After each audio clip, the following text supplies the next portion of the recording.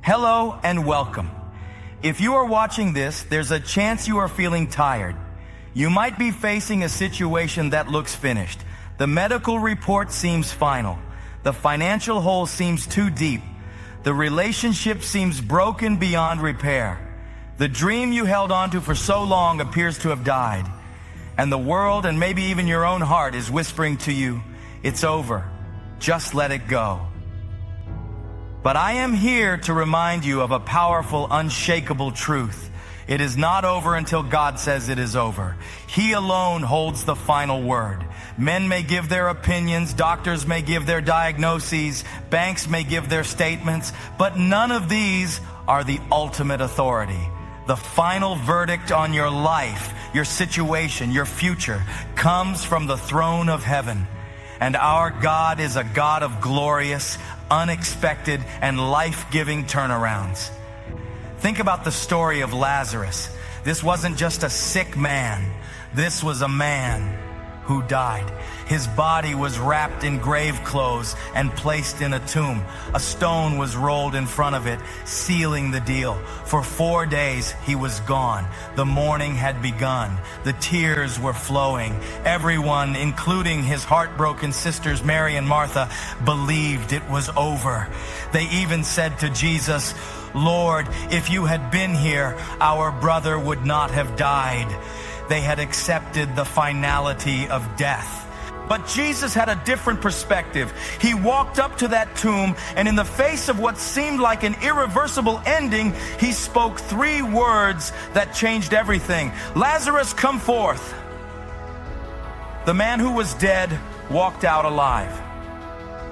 The situation wasn't over because God hadn't spoken the final word. Your situation, no matter how dead it seems, is not over until God speaks over it. Think of your current struggle as a dark room. Right now, it may feel overwhelming and confusing. You can't see the way out, and every step feels uncertain.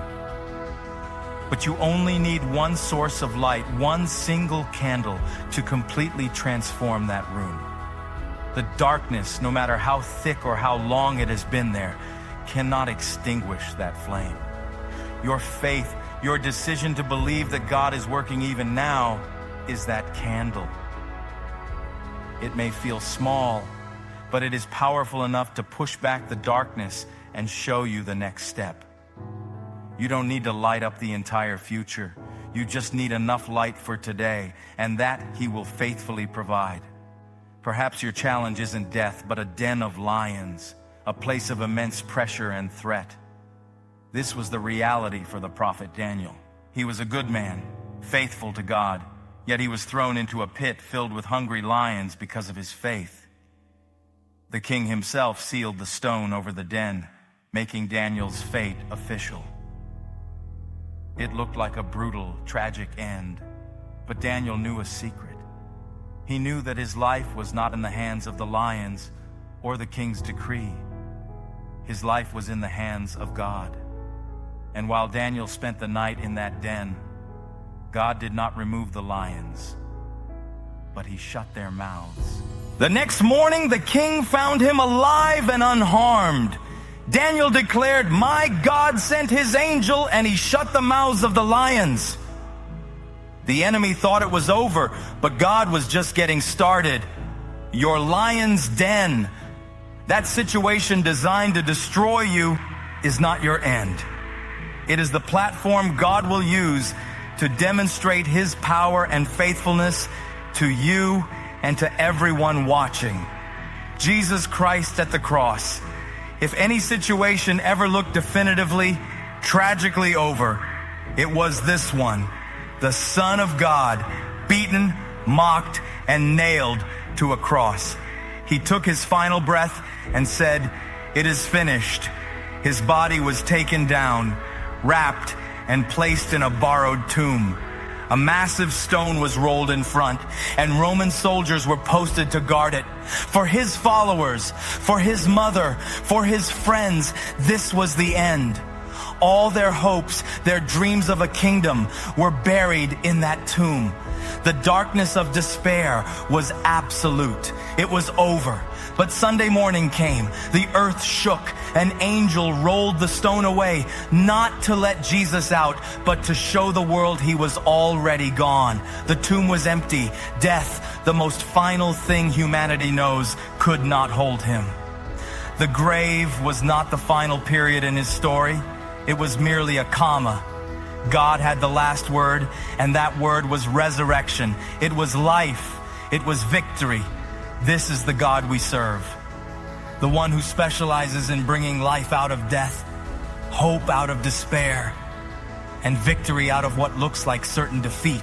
Romans 15:13 is such a powerful prayer for us right now.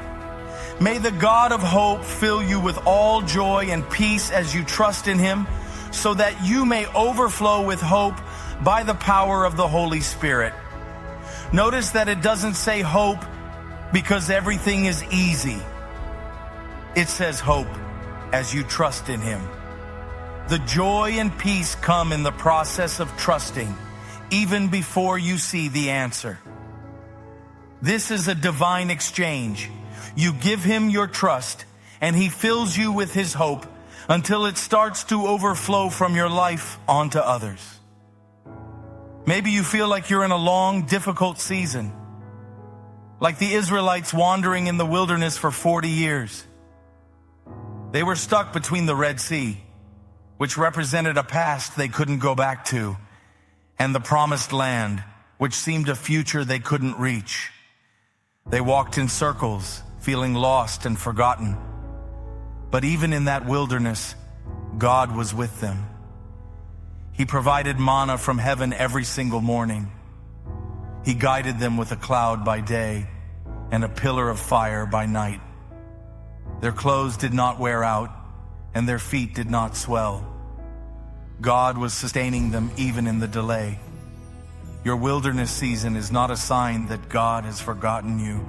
It is a time of preparation, of teaching, of building your trust. It is not over. You are simply being led. In those moments when your own strength feels completely gone and even reaching out feels like too much, remember this powerful promise. The Bible tells us in Isaiah 40:29, He gives strength to the weary and increases the power of the weak. You do not have to manufacture your own hope or power. Your role is not to be strong, but to be dependent. Your weariness is not a disqualification. It is an invitation for God to become your strength. When you are at your weakest, that is when His power is made perfect in you. So let go of the pressure to have it all together. Come to Him exactly as you are tired, uncertain, and in need, and allow His supernatural strength to become your sustenance. So how do you hold on while you are waiting for God's final word? You do what the woman with the issue of blood did. For 12 years she suffered. She spent all her money on doctors and only got worse. Medically, socially, financially, her situation was over.